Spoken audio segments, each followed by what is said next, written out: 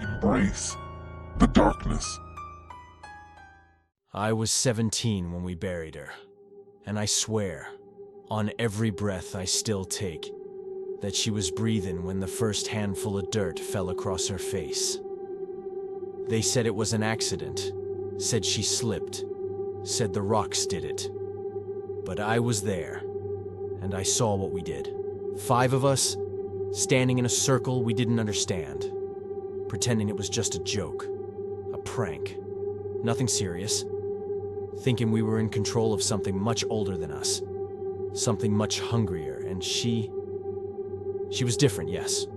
Always dressed in black, always reading books without covers, whispering to pages that shouldn't have answered, watching with green eyes that blinked too little and saw too much. And we, cruel in our certainty. We told ourselves she deserved it, needed it. And so we led her into the woods with fake smiles and nervous laughter, built a fire that flickered in the wrong colors, passed around cheap drinks, and thought we were in charge. But the woods, especially Blackroot Woods, they don't forget, and they don't forgive. We met behind the old gas station just after dark, Tyler with the camera, Jason with the bottle, Liz already a little too far gone, and me. Just me, there because I was too afraid not to be. And when she arrived, exactly on time, wrapped in that black coat, like a shadow sewn into her skin, she smiled, not because she trusted us, but because she already knew what we were, and maybe what was waiting. We let her past the rusted fence, past the old trail where no birds sang, to the fire pit half buried in moss and silence. And when we lit the flames, they flared green, just for a moment, but it was enough to make her eyes narrow. She sat down like she was waiting for something that had already been promised. And then, Tyler, ever the ringmaster, brought out the box. Small, old, carved with symbols that moved when you looked too long. And he said, "It's part of the prank," and told her to read the words just for fun. And without hesitation, without fear, she spoke them. The moment she spoke, the fire twisted in on itself, curling upward in a color that wasn't meant for human eyes. Something between green and blue and bone. And she stood, her arms outstretched, her eyes wide and unblinking, and she screamed. Not in fear or pain, but in power, in mourning, in something ancient and waiting. And when the echo finally faded, the wind died with it. The trees bowed low, and she collapsed. Not lifeless? No, but still, breathing slowly, like the ground itself was holding her pulse. And Tyler, panicked, said we couldn't call anyone, not now, not with his prints all over the box, not with the sky watching. And so we did what scared boys do. We dug. The hole was too shallow, the earth too soft, the air too loud. And as we lowered her in, she opened her eyes. Calm, steady, knowing. And she said, almost gently, "This forest remembers." And then we buried her, and we ran like cowards from the sound of our own guilt. No one came looking for her. No posters, no news, no questions. And maybe that should have scared me more, but we all moved on, or pretended to. Tyler joined the military. Liz disappeared into the south. Jason drowned himself in pills and silence. And I stayed. In the same house, the same town, with the same whispering trees just beyond the fields. And I tried to forget, truly, but the woods never did, and neither did she. It started with the knocking. 3 soft, deliberate knocks. Always at 2:17 a.m. Not on the door. No, never the door. But on my second-story bedroom window.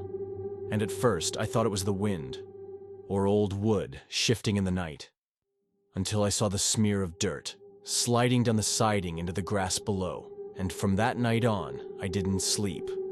Or maybe I just didn't dream, because sleep had become a door. And she was learning how to knock. I began to wake up somewhere else, barefoot, breathless, standing in the woods with dew clinging to my skin and fog in my lungs. And I always heard it. Knock, knock, knock. Sometimes close, sometimes beneath my feet. And when I'd crawl back to bed, I'd cough up dirt, sometimes twigs, and once something small and white, like a bone too thin to name. I called Tyler. No answer. I texted Liz. She read it, said nothing. And Jason, sweet broken Jason, he finally replied. He wrote, "I hear her in the pipes."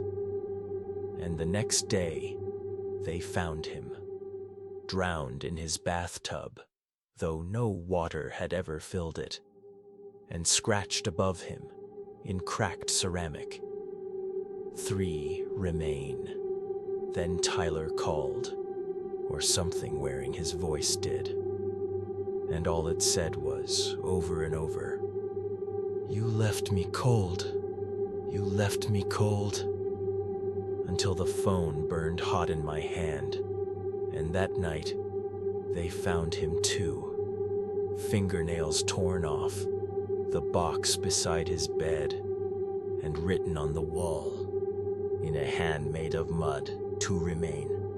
2. Liz was the last, the only one left who remembered what we'd done, and when I begged her to meet me, to believe me, to listen, she hesitated, but she came and we walked together to the clearing again, to the place where the ground still sagged and smelled wrong, where the fire pit still waited like an open mouth, and the trees leaned in. The dirt was fresh. It had been disturbed, and Liz knelt down to touch it. And that's when the wind stopped completely, and the silence screamed, because she was there.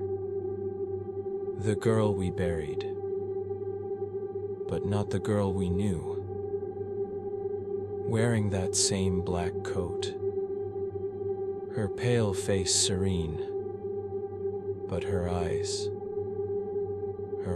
were gone. Just hollow sockets filled with moss and soil and something that pulsed softly like a heartbeat beneath the grave. She opened her mouth, not to speak but to release a sound that came not from her lips, but from within her chest. Knock, knock, knock. And Liz tried to run, but the roots had her rising up like fingers to hold her gently, to pull her slowly into the soft, turned earth. And she didn't fight. She didn't scream. She just whispered, "I'm sorry."